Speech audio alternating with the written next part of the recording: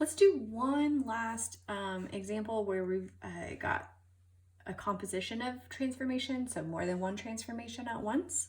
So let's just look at if we had f of x equals, let's do negative, and we'll do 1/3 to the power of x. So this is automatically decay. That's one thing I want you to look at first. I want you to see what's going on. What type of function is it? Is it growth or decay? Then I also want, let's see, we're gonna add 4. So that number on the outside, that is your new asymptote. So y equals 4 is your asymptote. That's gonna be another thing. So automatically decay, that's gonna look kind of like this, might be a little bit off. But what about this negative on the outside? That means it's being reflected. Oops, if only I could spell. All right, so it's being reflected, it's a decay, but it also has an asymptote at 4. So let's take this piece by piece. Let's actually just draw our asymptote real quick. I think that's the first thing you'll want to do.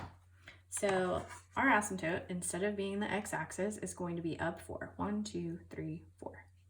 So it is not going to cross that. Now, instead of, so first of all, it's going to be decay. However, this reflection means instead of being this shape, just think it's going to be flipped over. So it's going to be something like this. So it's going to be below your asymptote there. Again, you are welcome to. I can kind of show you if you want how you might do this if you weren't sure on your calculator, just as a little bit of a refresher. So say you got y equals, and let's put negative, and then you can do the fraction or the division, I don't care, raised to the power of x. Okay, so first of all, I graph it just because I think that a lot of times it kind of helps you figure out what that picture is going to look like. It helps, first of all, if you graph the correct function. So let's put 4 there first. Sorry, let's go back to that. Let's try this again. Okay, sorry guys. So we've got the reflection of our decay function.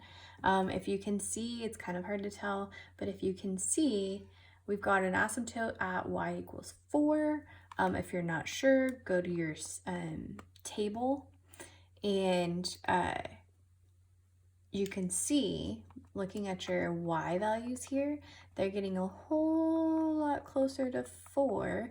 They actually say they are 4 just because your calculator actually rounds, but it never will actually touch there.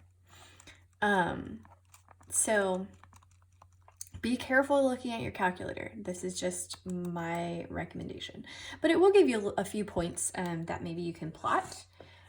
So this might be your best bet. So let's just look. We've got -1 and 1. We've got 0, 3, because remember your original point is 0, 1, but everything's being reflected. And then also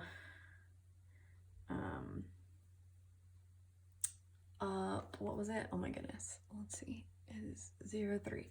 So remember it's being reflected, but then up 4. So that's 0, 3. Then what's one more point? What's an easy one? We could do -2, 5.